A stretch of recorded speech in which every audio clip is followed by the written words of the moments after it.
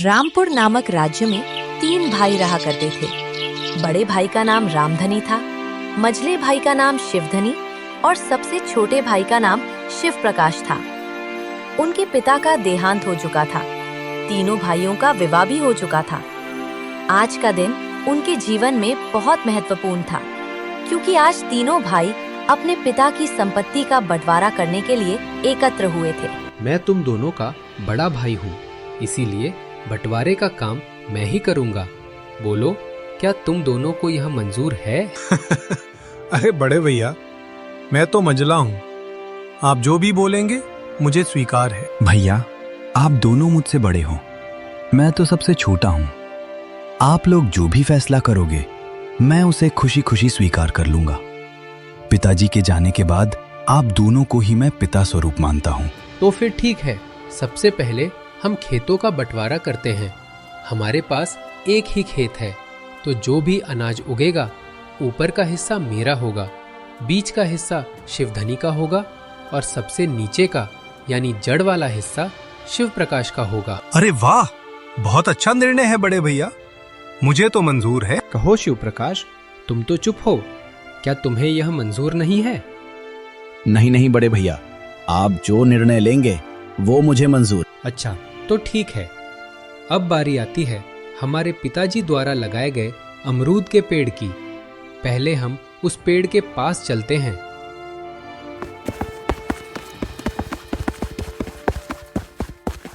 अब तीनों भाई अपने पिताजी द्वारा लगाए गए अमरूद के पेड़ के पास पहुंचते हैं। देखो भाइयों, यह है अमरूद का पेड़। अब इसका भी बंटवारा कर लेते हैं। देखो, इसमें जो फल लगेंगे वे मेरे होंगे। जो हर मौसम में सूखी लकड़ियां गिरती रहती हैं वे शिवधनी की होंगी, और इस पेड़ का नीचे वाला भाग यानी जड़ शिव प्रकाश की होगी। बहुत बढ़िया भैया, ये फैसला भी मुझे मंजूर है। आप लोग तो बड़े हो, मैं तो आप सबसे छोटा हूँ। भला मैं आप लोगों की बात को कैसे टाल सकता हूँ? मुझे भी मंजूर है भैया। अब तीनों भाई घर के पास आते हैं। अब तो घर का भी बंटवारा होना है। तो फिर ठीक है। अब बारी आती है इस घर की। इस घर में 2 कमरे और एक छत है। उनमें से एक कमरा मेरा होगा और एक कमरा शिवधनी का होगा। बची हुई छत छोटे का होगी, यानी शिव प्रकाश की। रामधनी के इस फैसले से शिव प्रकाश बहुत दुखी हो जाता है, लेकिन बड़े भाई का निर्णय मानकर वो कुछ भी नहीं बोलता।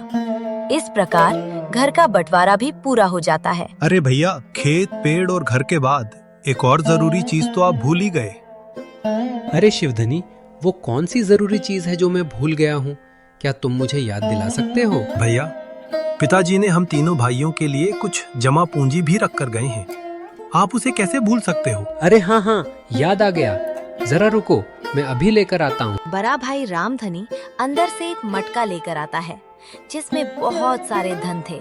तो भैया, अब आप इस सिक्के का बंटवारा कैसे करोगे? देखो भाइयों, इसमें जो धन है उसका आधा आधा मैं और शिवधनी बांट लेंगे, और बचा हुआ खाली मटका शिव प्रकाश का होगा। इस प्रकार दोनों भाई मिलकर पिताजी द्वारा जमा किए गए पैसों को भी ले जाते हैं। ये लो शिव प्रकाश, तुम्हारे हिस्से का मटका। भैया, आप दोनों तो सारे रुपए पैसे जमीन जायदाद ले ही चुके हो। अगर मेरे नसीब में यही खाली मटका लिखा है तो मैं इसे भी स्वीकार करता हूँ। शिव प्रकाश इतना कहकर जैसे ही घर के अंदर जाने ही वाला होता है, तभी उसका बड़ा भाई उसे रोककर कहता है, अरे शिव प्रकाश, एकदम पागल हो गया है क्या? तूने ठीक से सुना नहीं? बंटवारा हो चुका है। अब इस घर में सिर्फ हम दोनों ही रहेंगे। तुम्हारा हिस्सा तो छत पर है। तुम्हें बंटवारे में छत ही दी गई है। अब तुम खपड़े वाली छत पर जाकर रह सकते हो, लेकिन इस घर के अंदर नहीं। अब ये घर हम दोनों के हिस्से का हो चुका है। बड़े भैया, आप ये कैसी बातें कर रहे हो? मैं कहाँ जाऊंगा? मेरी तो कुछ ही महीनों पहले शादी हुई है। मैं कहाँ रहूंगा भैया? अरे मेरे छोटे भाई, ये तो तुम्हें पहले सोचना था ना, जब बंटवारा चल रहा था।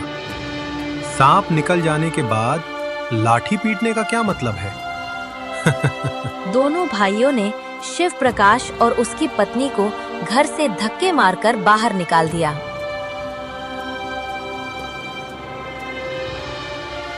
वही दोनों पति पत्नी गांव के तालाब के किनारे अपना एक छोटा सा घर बनाकर रहने लगे। हे भगवान, ये हमारे साथ क्या हो रहा है? अब न घर के रहे न घाट के, पता नहीं जीवन कैसे कटेगा। 2 वक्त की रोटी तो छोड़ो, एक रोटी भी नसीब में नहीं है। अब रोते जाओ, जी भरकर रोते जाओ। तुम्हारी अकल तो घास चरने गई थी और मेरी तो जैसे मारी ही गई थी जो मैंने तुमसे विवाह कर लिया। मेरी तो किस्मत ही खराब है। बड़े भैया कहकर तुमने उन्हें कुछ ज्यादा ही इज्जत दे दी। नतीजा देख लिया ना, अब भुगतो। लक्ष्मी, वे दोनों मेरे बड़े भाई थे, भला मैं उनसे सवाल जवाब कैसे करता? अच्छा, तुम्हारे बड़े भाइयों ने अपने छोटे भाई के लिए कुछ भी नहीं सोचा, ऊपर से सब कुछ खुद ही रख लिया। तुम्हारे हिस्से में क्या दिया है? खेत के नाम पर फसल की जड़ें दी हैं, अमरूद के पेड़ के नाम पर भी जड़ ही दी है, रहने के नाम पर छत दे दी है और पैसों के नाम पर ये खाली मटके दे दिए हैं। लक्ष्मी, अब बस भी करो। अब और कितने ताने मारोगी? उन बातों को अब छोड़ दो। चलो, छोड़ दिया। अब आगे क्या? क्या करोगे, क्या खाओगे? कुछ तो बताओ मुझे। अब मैं क्या करूं लक्ष्मी? अब तो मेरे पास कुछ भी नहीं है। एक काम करता हूँ, मैं जमींदार के पास जाता हूँ, शायद उनके पास मेरे लायक कोई काम हो।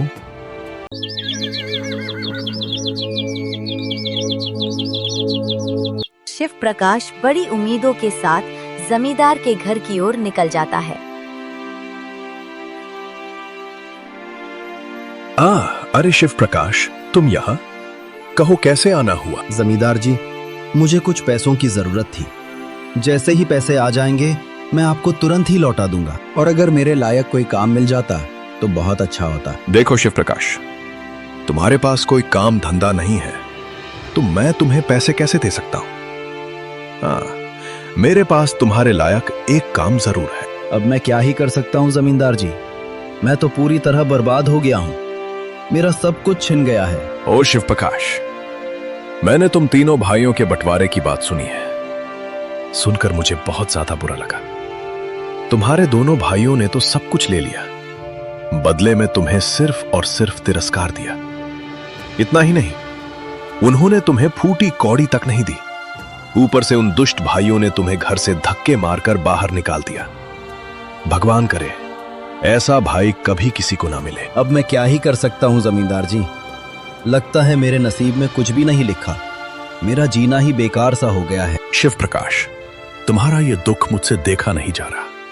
पता नहीं क्यों, वैसे तो मैं किसी पर दया नहीं करता, लेकिन तुम्हारी हालत देखकर मेरे जैसे कठोर दिल का इंसान भी आज पिघल गया है। एक काम करो शिव प्रकाश, कल तुम और तुम्हारी पत्नी दोनों मेरे खेतों पर काम करना। मैं जितनी मजदूरी दूसरे मजदूरों को देता हूं, उससे ज्यादा मजदूरी तुम्हें दूंगा। इससे तुम्हारे घर की आर्थिक तंगी कुछ हद तक दूर हो जाएगी। और वैसे भी तुम्हारे पास इस समय कोई काम तो है नहीं। हाँ जमींदार जी, मैं आपके यहाँ काम करूंगा और मेरी पत्नी भी काम करेगी। ठीक है शिव प्रकाश, कल सुबह से ही खेत पर काम करने के लिए आ जाना। और अब तुम परेशान होना बंद करो, शायद भगवान ने तुम्हारे लिए कुछ अच्छा सोच रखा हो। हाँ जमींदार जी, आप सही कह रहे हैं। शिव प्रकाश उदास होकर अपने घर आ जाता है। शिव प्रकाश की पत्नी घर के बाहर खड़ी होकर राह देख रही होती है। शिव प्रकाश अपनी पत्नी के पास आकर सारी बात बताने लगता है। अब हमें यही दिन देखना बाकी था। हाय रे मेरी किस्मत। अब देखो लक्ष्मी, तुम ज्यादा ज्ञान मत दो, हमें काम मिल गया है, कल से काम पर जाना है। इस तरह दिन गुजरता गया। शिव प्रकाश और लक्ष्मी जमींदार के खेतों पर काम करने लगे। रोजी रोटी का एक जरिया भी मिल गया था। खेतों में फसल लहलहाने लगी थी। अरे भैया, इस बार हमारी फसल बहुत अच्छी हुई है। हाँ भाई, इस साल तो बहुत ज्यादा फसल हुई है, मुनाफा भी बढ़िया होगा। चलो भैया, अब घर चलते हैं, कल सुबह फिर आएंगे।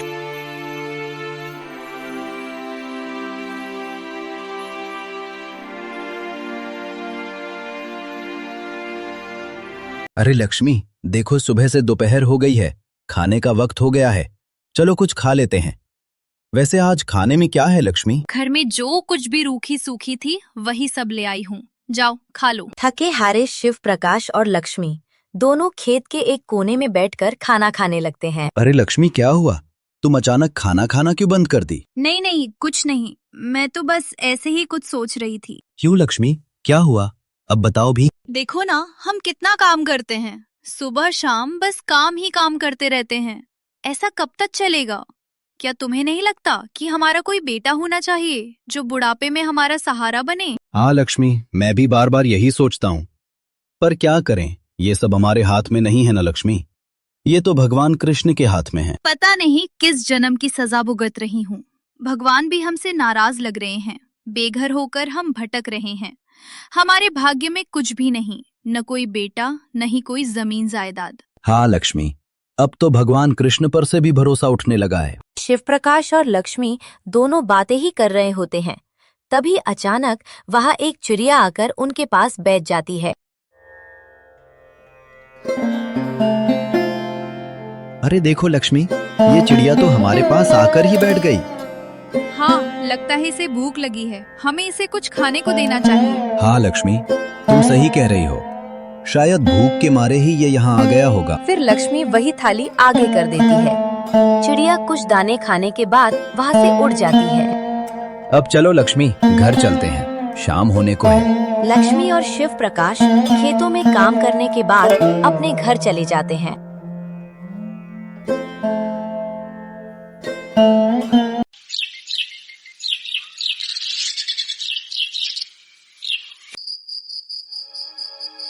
सुनिए, ये कुदाल उठाइए और मेरे साथ चलिए। पर कहाँ?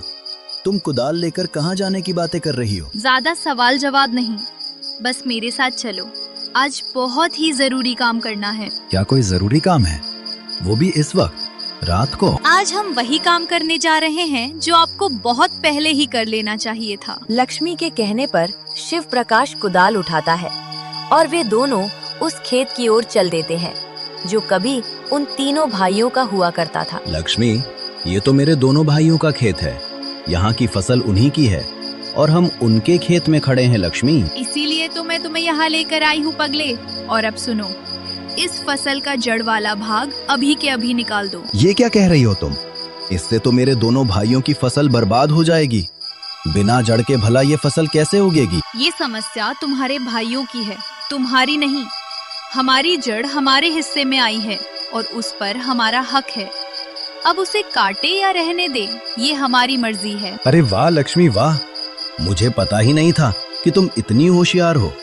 अब मुझे सब समझ में आ गया है। इस तरह लक्ष्मी और शिव प्रकाश ने सारी फसल की जड़ें काट डाली। जड़ न रहने के कारण पूरी फसल सूख गई और देखते ही देखते सारा खेत बर्बाद हो गया।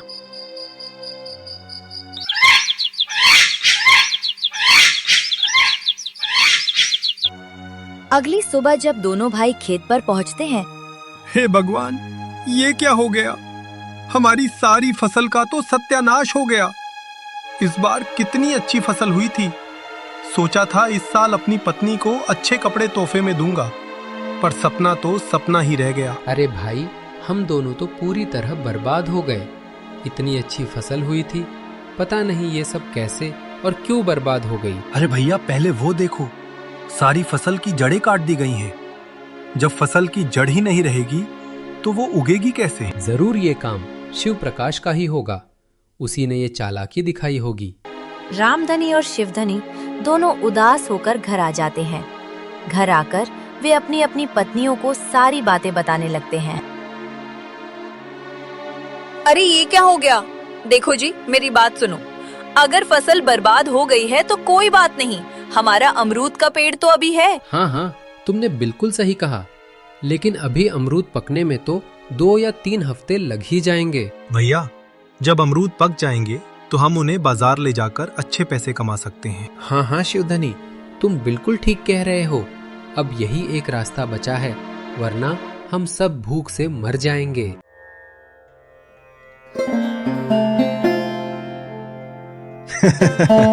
अरे लक्ष्मी, आज तो तुमने कमाल ही कर दिया। पूरा का पूरा फसल बर्बाद कर दिया।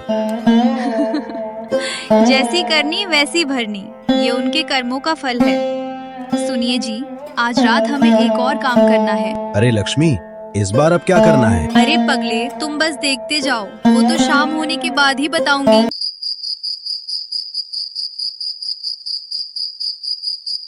जैसे ही रात हुई, लक्ष्मी और शिव प्रकाश उस अमरूद के पेड़ के पास पहुंच जाते हैं जो उनके नसीब में था ही नहीं।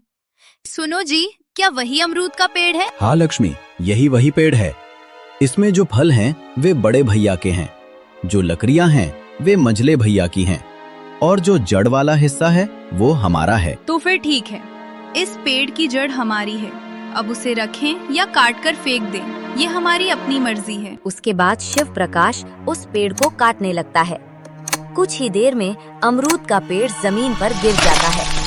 पेड़ गिरने की आवाज सुनकर शिवधनी और रामधनी दोनों दौड़ते हुए वहां आ जाते हैं और शिव प्रकाश व उसकी पत्नी को रंगे हाथ पकड़ लेते हैं। अच्छा, तो तू है शिव प्रकाश, तू हमसे बदला ले रहा है। आज तो तू बचेगा नहीं, इस हरकत की सजा तुझे जरूर मिलेगी। अरे रुको भैया, गलती हमारी ही है ना। हमने इन्हें कुछ भी नहीं दिया, इसलिए ये लोग ऐसा कर रहे थे। हमें अपनी गलती का एहसास हो गया है शिव प्रकाश। मुझे माफ कर दो मेरे छोटे भाई, हमने तुम्हारे साथ बहुत गलत व्यवहार किया। आज से हम सब साथ रहेंगे मेरे भाई। इसी के साथ उन दोनों भाइयों को अपनी गलती का पश्चाताप होता है और वे तीनों भाई तब से खुशी खुशी रहने लगते हैं।